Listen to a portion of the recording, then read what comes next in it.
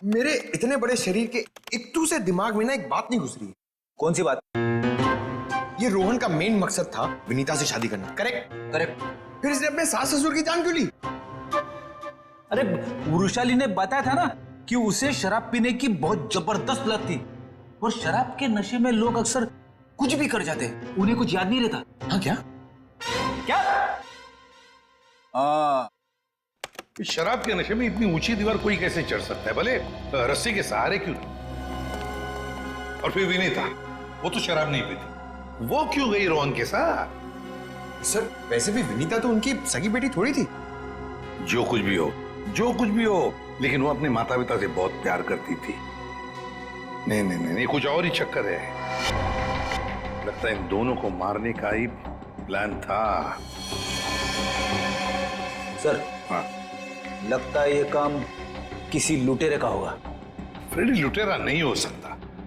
कोई लूटने के लिए आता तो घर का सारा सामान वैसे के वैसे कैसे रहता? नहीं नहीं, ये मुजरिम जो भी है ना, उसका एक ही मकसद था, इन दोनों को खत्म करने का। सर, हाँ, एक बहुत ही हैरान कर देने वाली बात पता चली है। क्या? सर, विनीता ने 1 हफ्ते पहले फायर ब्रिगेड में फोन किया था, और ये रही उस फोन कॉल की audio clip. Hello fire brigade, मेरे घर में आग लगी है, प्लीज जल्दी किसी को भेज दीजिए। मेरा एड्रेस है 603 हर्ष विहार शांति नगर।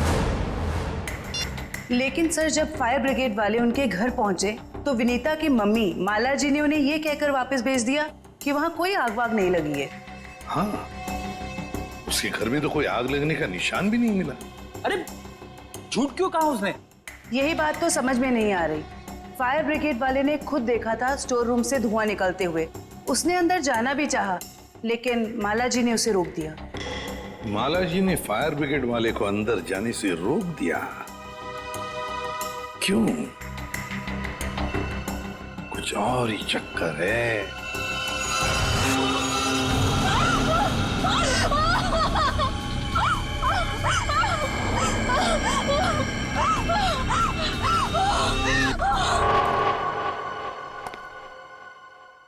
छान मारो इस जगह को अच्छी तरह से, कुछ ना कुछ जरूर मिलेगा।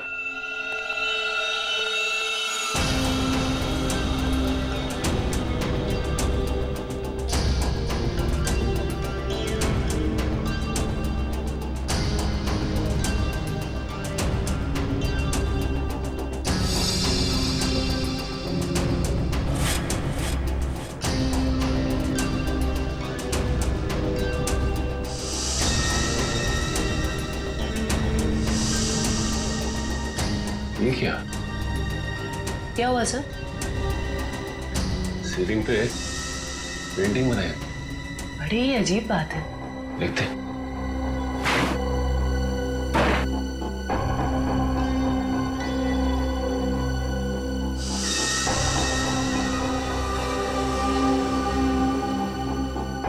ये क्या? ये तो लगता है धुएं से बना हुआ निशान है, जलने की वजह से। मतलब सर, फायर ब्रिगेड वाला सही कह रहा था, यहाँ पे आग तो जरूर लगी है। सर, इस पेंटिंग से जली हुई सीलिंग को अच्छी तरह छुपाने की कोशिश की है। लेकिन सवाल ये उठता है कि सुरेश की पत्नी ने झूठ क्यों बोला फायर ब्रिगेड से? आखिर यहाँ पे ऐसी कौन सी आग लगी थी? सीलिंग का सिर्फ यही वाला हिस्सा जला।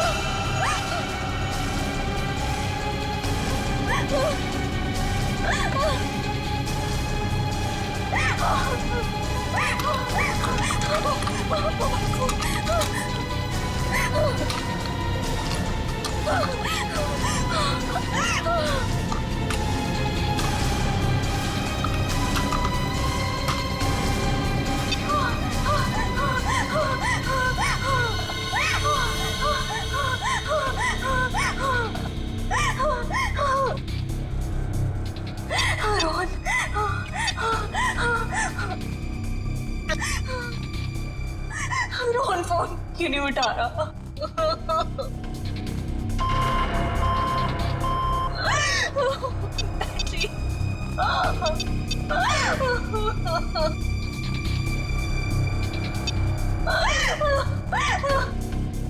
वैशाली पे फोन नहीं उठा रही। Come back to me, oh God.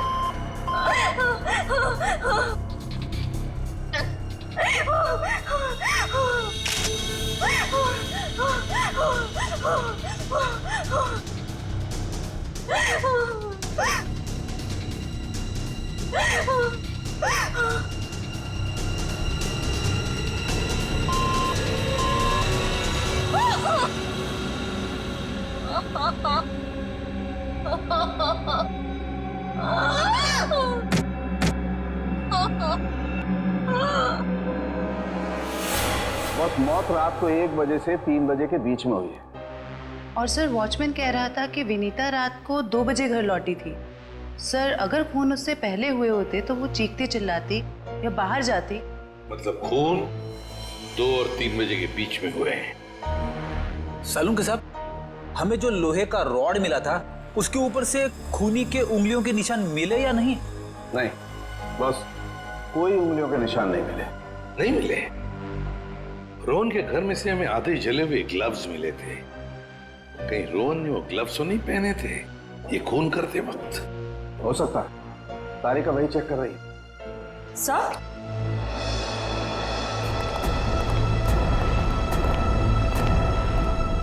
Sir ये खास किस्म का सॉल्यूशन है, इकोडेल्पाइट नाम। अगर मैं इस सॉल्यूशन को इन दस्तानों पर डालूं तो इन दस्तानों पर जो कुछ भी लगा हुआ होगा वो अलग हो जाएगा। अरे वाह, फॉरेंसिक टेक्नोलॉजी कहां से कहां पहुंच गई है।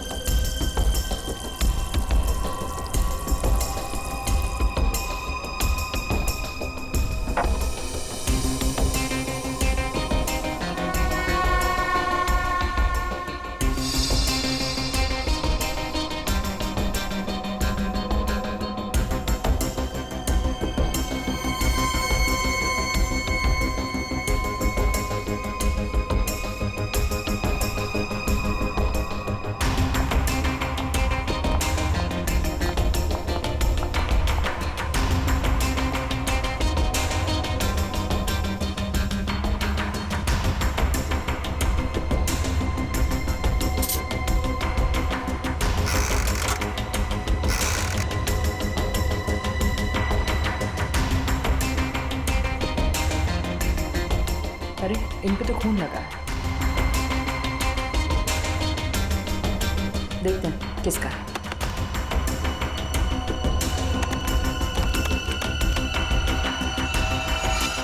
पॉजिटिव सर, ये खून मिस्टर एंड मिसेस सुरेश का ही है। मतलब सर ये खून रोहन ने ही किया है? एक मिनट बोलो।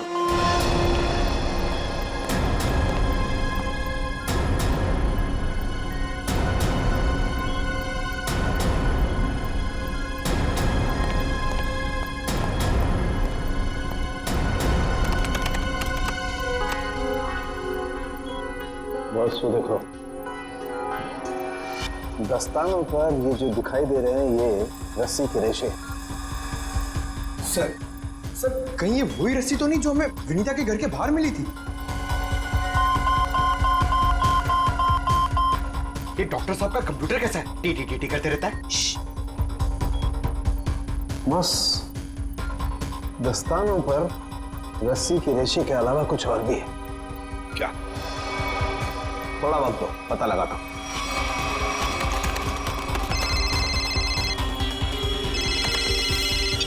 हाँ श्रेया, ठीक है। क्या? सर विनीता का फोन थोड़ी देर के लिए ऑन हुआ था, उसके घर के बिल्कुल करीब। और सर उसने सोशल नेटवर्किंग साइट पे अपने दोस्त को एक SOS मैसेज भी भेजा है। श्रेया मुझे लिंक अभी भेज रही है सर, ये देखिए सर। मैं घुटन से मर रही हूं, प्लीज मुझे बचाओ। Vinita, my God.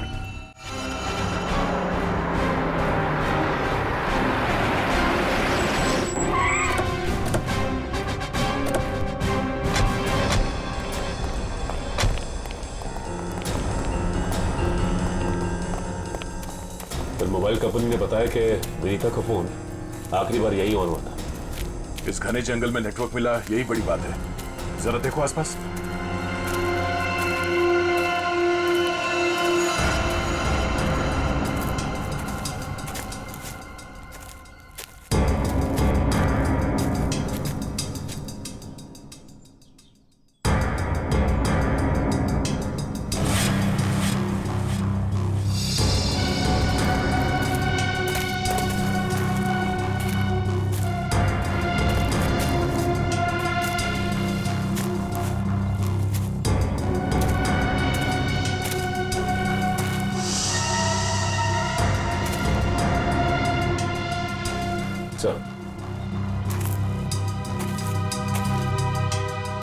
सामने झोपड़ी दिखाई दे रही है।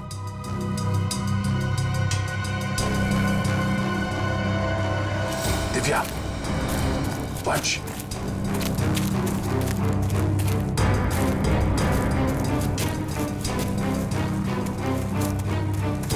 चौकन्ने रहना।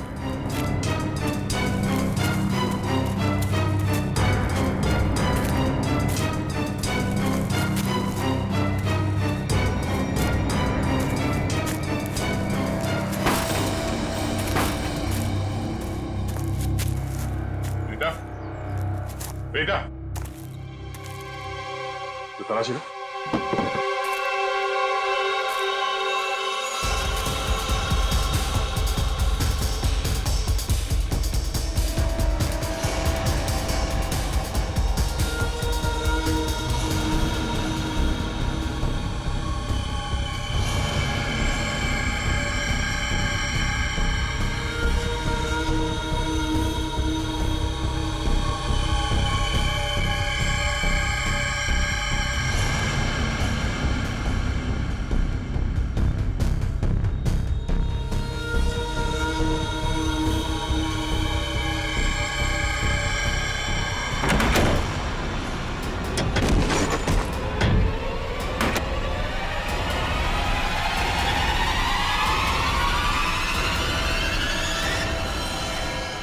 ये तो रोहन है। सॉरी वॉचमैन अंकल, मुझसे गलती हो गई। हम लोग सोच रहे थे कि सब रोहन का किया था, पर किसी ने इसी ऊपर पहुंचा दिया। सर कहीं ऐसा तो नहीं कि विनीता ने अपनी आत्मरक्षा के लिए इसे मार दिया? नहीं, इसे भी ठीक वैसे ही मारा है, सर पे वार करके, जैसे विनीता के माँ बाप को मारा था। खूनी को एक ही है। सोचता है कि खूनी ने रोहन को मारा और विनीता को साथ ले गया। हो सकता है, या ये भी हो सकता है कि वो यही कहीं आसपास हो। तो देखो,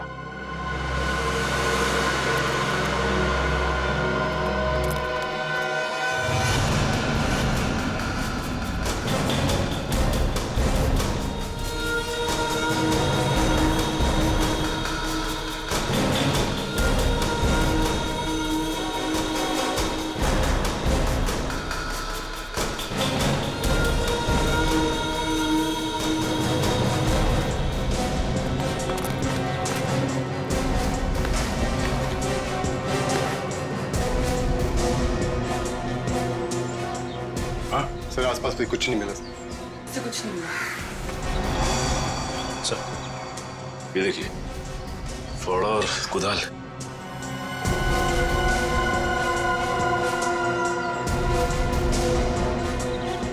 कहीं जमीन के नीचे तो नहीं?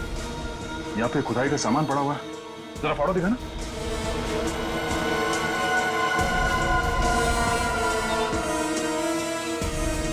इस फावड़े पे गीली मिट्टी लगी हुई, पता तो विनीता को यहाँ जमीन के नीचे रखा गया है, जंगल के किसी ऐसे हिस्से में जहाँ पे ये पत्ते मिलते हो। ढूंढो, तो देखो आसपास।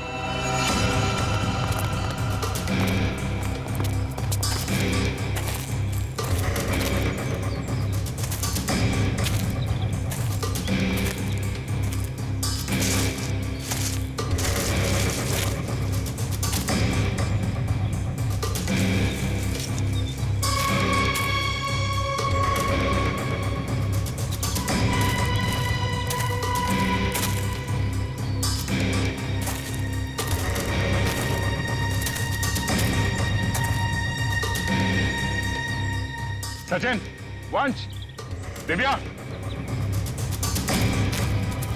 ये देखो, लगता है हाल फिलहाल में यहाँ खुदाई हुई है। वंश, खुदाई का औजार लिया जल्दी। सर।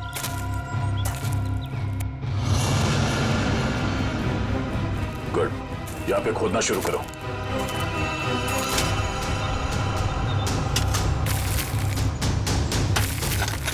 एक मिनट हट जाओ।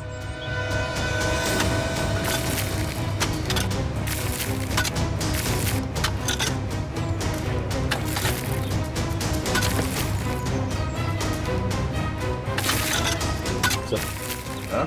कुछ है? एक मिनट, खोदा बंद करो, हाथ से निकालो।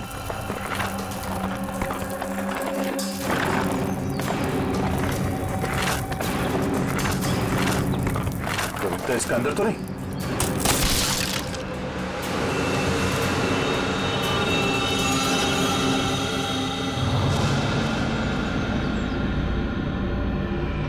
विनीता! ओह नो, सांसें धीमी चल रही है, इसे अस्पताल ले जाना होगा। निकालो उसको बाहर जल्दी। हाथ दो, निकालो बाहर निकालो, पैर पकड़ो उसके। चलो।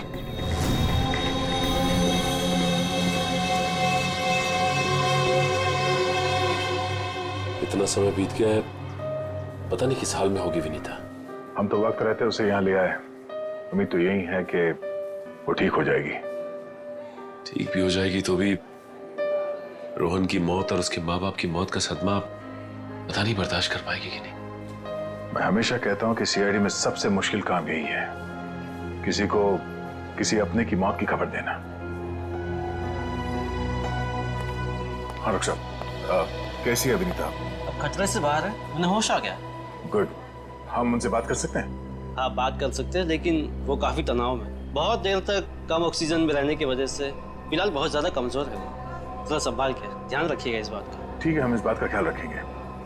Thank you. चलो।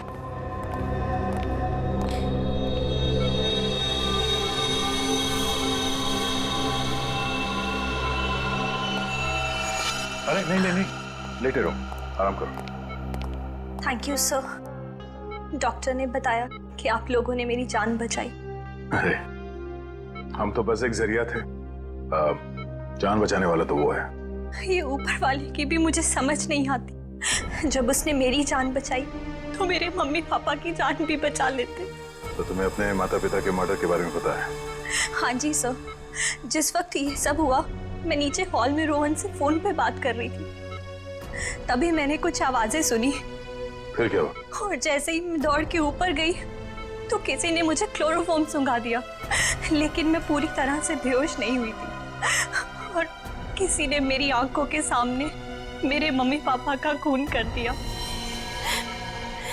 सर, जिस किसी ने भी मुझे दोबारा अनाथ किया है, आप प्लीज उसे छोड़िएगा मत। उसे फांसी होनी चाहिए, फांसी। बिल्कुल, तुम्हारे माता पिता और रोहन के खूनी को हम। क्या? रोहन का भी खून हो गया? अब मैं किसके सहारे जीऊंगी? प्लीज सर, संभालिए अपने आप को, प्लीज। अच्छा ये बताइए कि आपको कब पता लगा कि आप उस बॉक्स के अंदर बंद हैं? जब मेरी आंखें खुली तो मैं एक घुटन भरे बक्से में थी। मुझे नहीं पता था कि किसी ने मुझे जिंदा दफन कर दिया। अच्छा विनीता, उनमें से किसी का चेहरा देखा था तुमने? नहीं सर। ठीक है। आरोप साहब, दया, वो जो रस्सी है, उस रस्सी पर मुझे भेड़ का बाल मिला है। उस रस्सी पे भेड़ का बाल मिला? हाँ दया, भेड़ का बाल। और भेड़ भी ऐसी वैसी नहीं, हिमालय पर रहने वाली भेड़। ओह, मतलब वो रस्सी किसी ऐसे आदमी का है जो हिमालय पर्वत के आसपास जाके आया है या फिर वहीं का रहने वाला है? बिल्कुल बिल्कुल। ठीक है डॉक्टर साहब, मैं आपसे बाद में बात करता हूँ। ओके। अच्छा हाँ दया, विनीता कैसी है? ठीक है, होश आ गया उसे। गुड गुड, चलो ठीक है फिर, बाय। Okay sir. विनीता, ये बताओ कि तुम्हारे आसपास में कोई ऐसा आदमी है जो हाल ही में हिमालय जाके आया था क्या, या फिर वहीं का रहने वाला हो जो यहाँ पे आया हो? सिर्फ हिमालय पे नहीं, नेपाल भी गए थे मम्मी पापा। अच्छा, कब की बात है? 1 महीने पहले की। वो खुद से वहां गए थे या ये ट्रैवल एजेंट के जरिए टूर पैकेज में? टूर बुक करवाया था सर। इससे उनके पैसे भी बच जाते थे और उनके नए दोस्त भी बन जाते थे। लेकिन उन्हें नहीं पता था कि ये टूर उनकी जिंदगी का आखिरी टूर होगा। संभालो अपने आप को। रीता, हमें उस ट्रैवल एजेंट का नंबर चाहिए। सर, विनीता के माता पिता के साथ जितने भी लोग नेपाल गए थे उन सभी से पूछताछ कर लिए। तो क्या पता चला? सर, नेपाल में एक अनाथ आश्रम है। सुरेश जी और माला जी जब भी नेपाल जाते थे वो इस अनाथ आश्रम में जरूर जाते थे। बानवीर संस्था। विनीता को भी तो यहीं से गोद लिया था माला और सुरेश ने। जी सर। हाँ, देखते हैं जरा इनसे बात करके। हेलो, देखिए मैं एसीपी प्रद्युमन बोल रहा हूँ सीआईडी से। जी हाँ, मुंबई।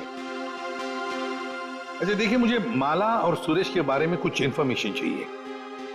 हाँ, वो 1 महीने पहले आपके यहाँ आए थे ना? अच्छा, तो प्लीज एक काम करेंगे आप, वो फोटोग्राफ्स हमारे सीआईडी के वेबसाइट पर मुझे भेज देंगे आप? Okay, thank you.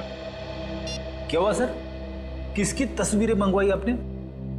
विनीता को गोद लेने से पहले सुरेश और माला ने इसी अनाथ आश्रम से 1 साल पहले एक लड़के को गोद लिया था, गोविंद नाम है।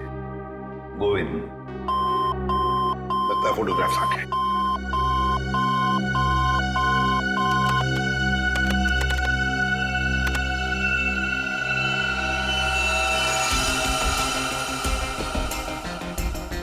पांच साल की उम्र थी, साल 1999।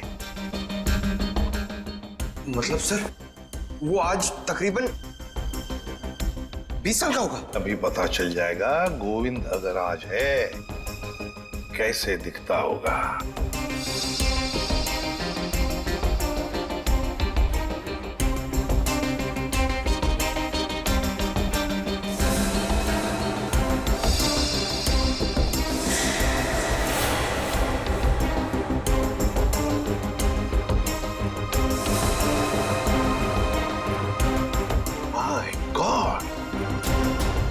माय गॉड, ये गोविंद है।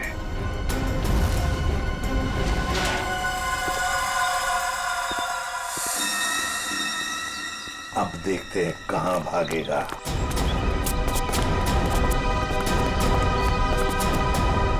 ठीक है सर, हमें देख के अंदर भाग गया है। जब गीदड़ की मौत आती है तो वो शहर की तरफ भागता है, मगर ये तो अंदर भाग गया। मगर सर, वो अंदर की तरफ क्यों भागा? वो तो पकड़ा जाएगा। ऐसे मुजरिम बाहर की तरफ भागते हैं, मगर ये अंदर भागे या बाहर, पकड़ा तो ये जाएगा ही। कहां गया ये? अभिजीत, दया सर, फैल जाओ, मैं सामने से घुसता हूं।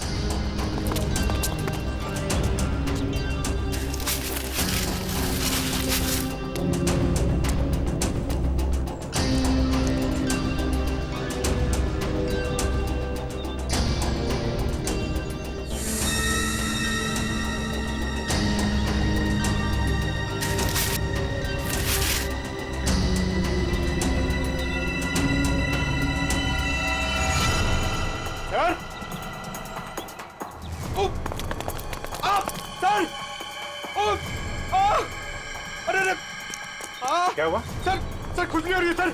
अरे खुजली कहां से होने लगी तुम्हें? सर बहुत तेज खुजली हो रही है सर। ये झाड़ की वजह से। अभिजीत, क्या हुआ इसे? सर ये प्लांट ये बहुत गड़बड़ है, इसकी वजह से इसको खुजली हो रही है। एक मिनट, अरे जल्दी से हॉस्पिटल ले जाओ। कुछ नहीं होगा, आ जाओ आराम से संभाल के। तो जानबूझकर हमें यहाँ अंदर बुलवा लिया है। जाल रचा है उसने खुजली वाले पौधों का। संभल के रहना, यहीं कहीं छुपा है।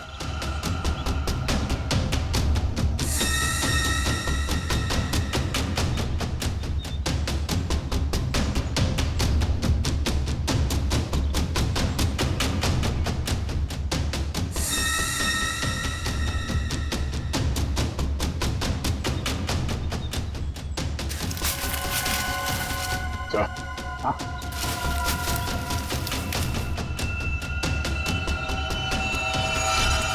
चलो बाहर निकलो।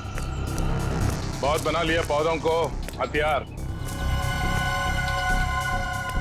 अब विदाई का समय आ गया है तुम्हारा। ससुराल चलना है। चलो। प्लीज साहब, मेरे बाबूजी से इस तरह बात मत कीजिए। बहुत गड्ढे खोद लिए दूसरों के लिए, गिर गए ना उसी में। सर पानी मंगाइए सर, वरना मैं खुजली से मर जाऊंगा। पानी क्यों? खुजली का इलाज हम अपने साथ लेके चलते हैं। किसी औलाद के लिए अपने माँ बाप का खून करना इतना आसान नहीं होता सर, फिर चाहे वो माँ बाप सौतेले क्यों ना हो। गोद लिया था ना उन्होंने तुम्हें, फिर वॉचमैन को क्यों सौंप दिया? यही सच तो मैं भी जानना चाहता था सर, कि मुझे गोद लेने के 1 साल बाद मेरे माँ बाप को ऐसा क्या सूझा कि उन्हें लगा उन्हें एक लड़की को गोद लेना चाहिए, और मुझे फिर ऐसे ही सड़क पर छोड़ दिया और विनीता को गोद ले लिया। क्या तुम्हें सड़क पे छोड़ दिया? हाँ सर, ऐसा बर्ताव तो कोई अपने जानवर के साथ भी नहीं करता, जैसा उन लोगों ने मेरे साथ किया।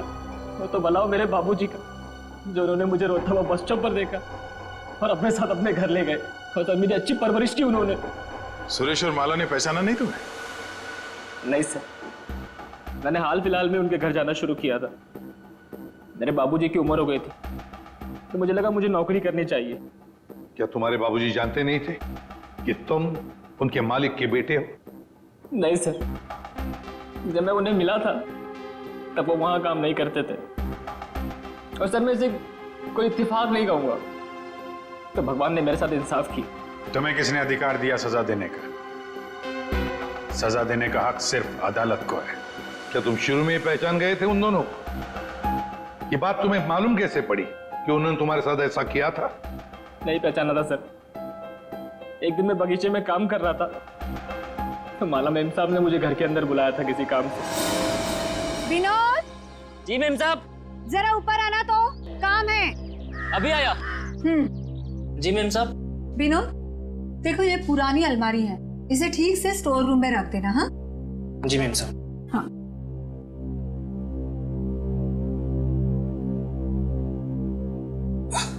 क्या हुआ विनोद, बहुत भारी है क्या?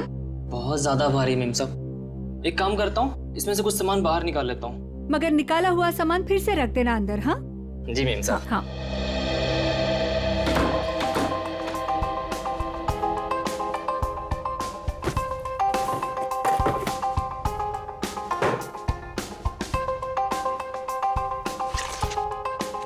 कितनी प्यारी प्यारी ड्राइंग्स हैं।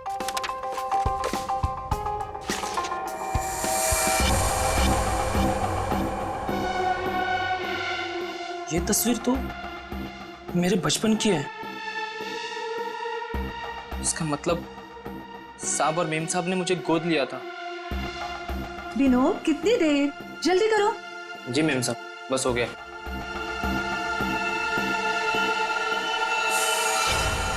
और फिर तुम नेपाल गए सच्चाई का पता लगाने? हाँ सर, और जब मुझे सच का पता चल गया तो मैंने पूरे परिवार के नाक में दम करना शुरू कर दिया।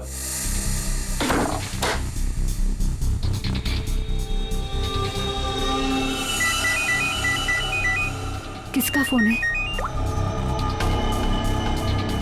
हेलो हेलो, अरे जवाब क्यों नहीं दे रहे हो? हेलो, कौन है? ऐसा क्यों किया? कौन बोल रहा है? आपका बेटा। बेटा? क्या? बताइए, ऐसा क्यों किया? मुझे अपना बनाकर फिर से अनाथ क्यों कर दिया? देखो, ऐसी बातें फोन पर नहीं होती है। आमने सामने मिलो, फिर बैठ के बात करते हैं। बताइए कहाँ मिलना है? मेरे घर। ठीक है, पहुंच गया।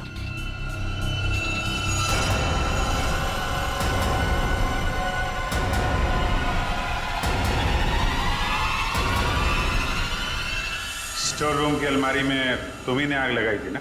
हाँ सर, पर माला जी नहीं चाहती थी कि उनकी सच्चाई दुनिया को मालूम पड़े और समाज में उनकी बेइज्जती हो, इसीलिए फायर ब्रिगेड को भी उन्होंने वापस भिजवा दिया। और रोहन, रोहन को क्यों मारा? मैं रोहन को नहीं मारना चाहता था सर, उससे मेरा कोई लेना देना था ही नहीं। मैं तो उसके घर गया हुआ था वो दस्ताने रखने के लिए, ताकि आप लोगों को दस्ताने उसके घर से मिले और आप लोग उस पर शक करें। उसने मुझे देख लिया सर, मजबूरन मुझे उसे मारना पड़ा। बदले की आग में तूने 3 खून किए, एक मासूम को जिंदा दफनाने की कोशिश भी की। ये कैसा बदला? ये बदले की आग तुम्हें फांसी के फंदे तक ले जाएगी, फांसी के फंदे तक।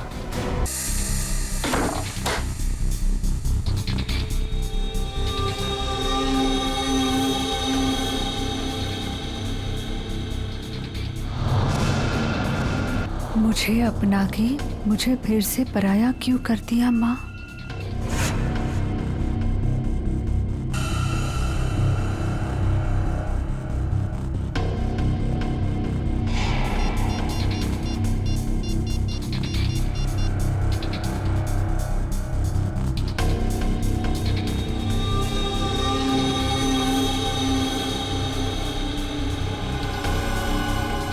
क्या आपने मुझसे कभी प्यार नहीं किया माँ?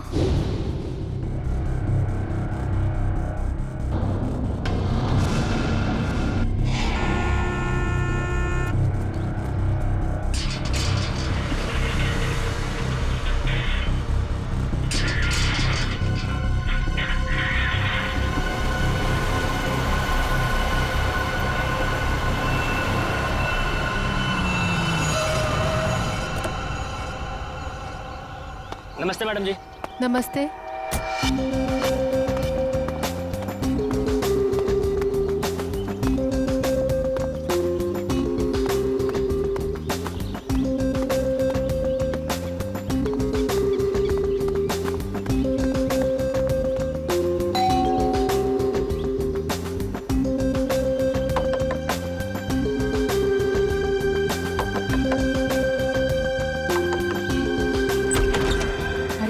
दरवाजा कैसे खुला है?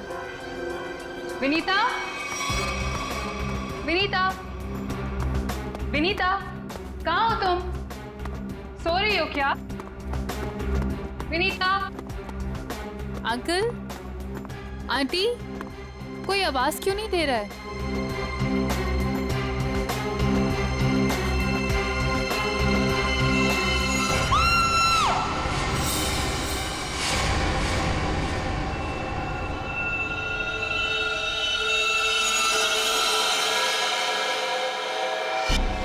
काफी खून बहा है सिर से,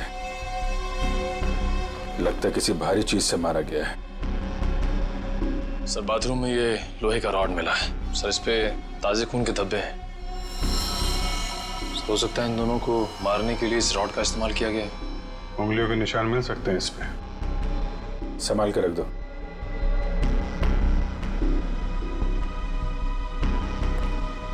वैशाली जी, आपने सबसे पहले देखा लाशों को? मैंने और मेरी फ्रेंड विनीता ने टेनिस खेलने का प्लान बनाया था। जब मैं यहाँ आई तो विनीता मुझे नहीं मिली और अंकल आंटी की लाश। लाश के आसपास किसी को देखा था? यहाँ पे कोई नहीं था। और बाहर का दरवाजा खुला हुआ था? जी, पर मुझे विनीता की फिक्र हो रही है क्योंकि उसका फोन सुबह से बंद आ रहा है। विनीता का कोई फोटो है आपके पास? फोटो तो ये रही। वंश सर, ये फोटो सब चेक ना किया और पुलिस स्टेशन में भेजो, इसकी जान को खतरा हो सकता है। सर। और आप हैं यहाँ के वॉचमैन। वॉचमैन का मतलब समझते हो? घर का रखवाला। ये रखवाली की तुमने अपने मालिक और मालकिन की? कैसे कहूँ साहब, अब तो ये बोझ पूरी जिंदगी मेरी आत्मा पर रहने वाला। तुम्हारे रहते हुए खूनी अंदर आया तो आया कैसे? ये बात तो मेरे लिए भी पहेली बनी हुई है। ऐसी पहेली सुलझाना सीआईडी को अच्छी तरीके से आता है। प्लीज साहब, मेरे बाबूजी से इस तरह बात मत कीजिए, ये दिल के मरीज है और अगर इन्हें कुछ हो गया तो मेरा क्या होगा? चुप कर, माफ करना साहब, मेरा बेटा है, मुझसे बहुत प्यार करता है। चल जा, बाहर जाके बैठ। कल रात विनीता घर पे थी? हाँ साहब, वो घर पे ही थी, मगर रात को देर से आई थी। 2 बजे घर पे आई थी वो। और वैशाली जी, आप कितने बजे आए? सुबह 8 बजे।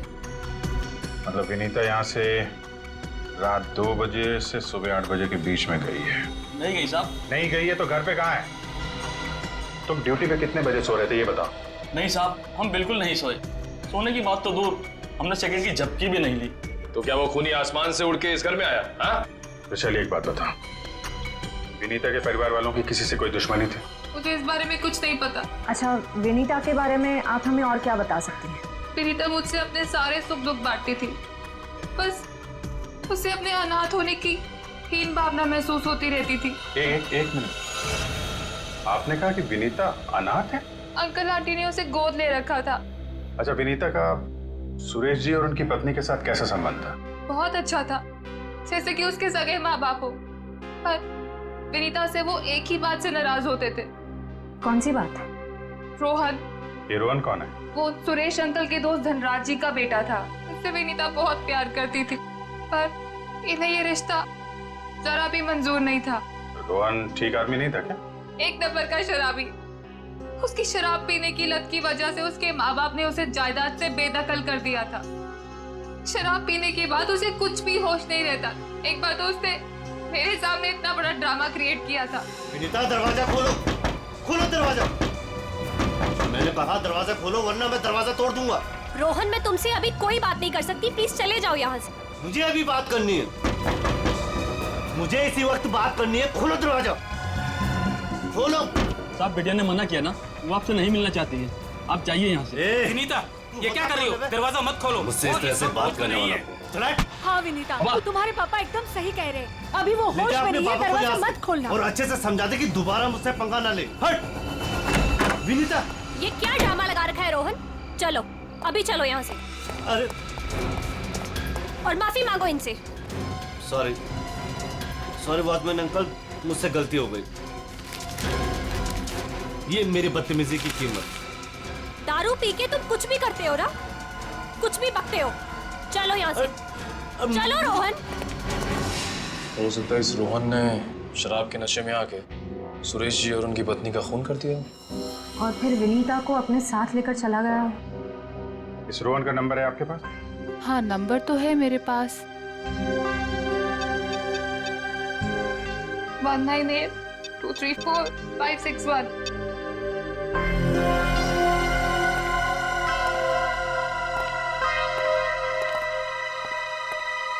रोहन का फोन भी बंद आ रहा है।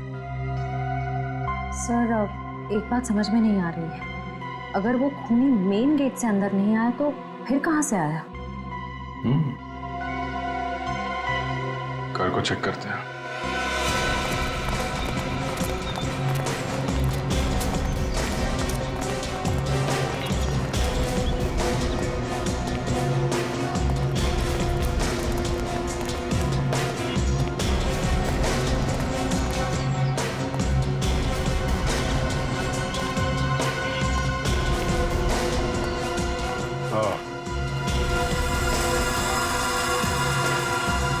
ये देखा?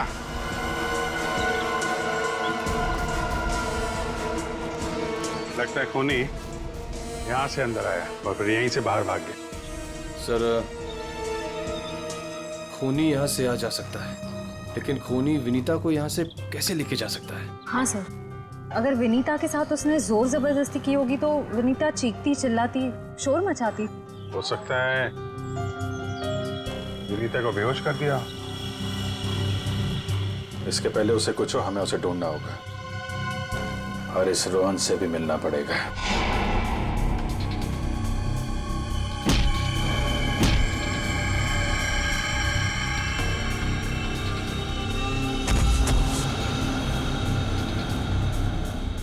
सर, अभिजीत सर ने रोहन का यही का पता बताया।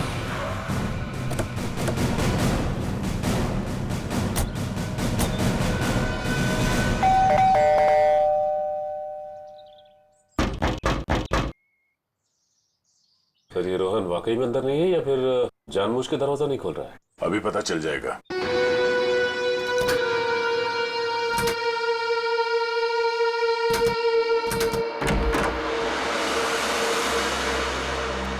हो सकता है उसने विनीता को यहीं कहीं छुपा के रखा हो। घर में सामान भी ज्यादा नहीं है, पूरा घर खाली दिखाई दे रहा है। हाँ, वैसे भी कंगाल है वो। माँ बाप ने तो बेदखल कर दिया था उसे। सचिन,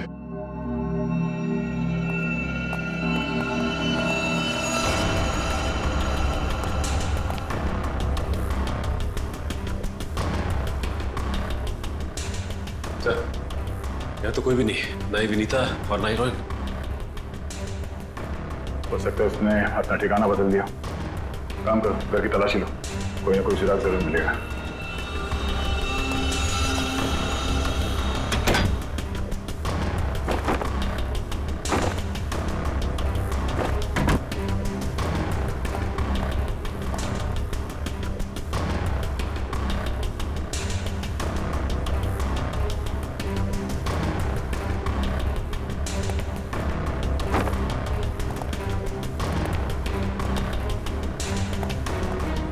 चारों तरफ किताबें ही किताबें पढ़ी।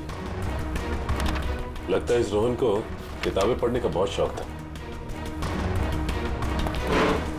नजरिया बदलिए, बहुत अच्छी किताब है ये।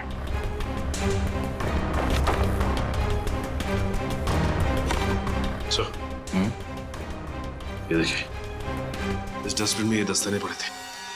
लगता है किसी ने अभी भी जलाया। मतलब इन दस्तानों का इस केस से कुछ लेना देना है।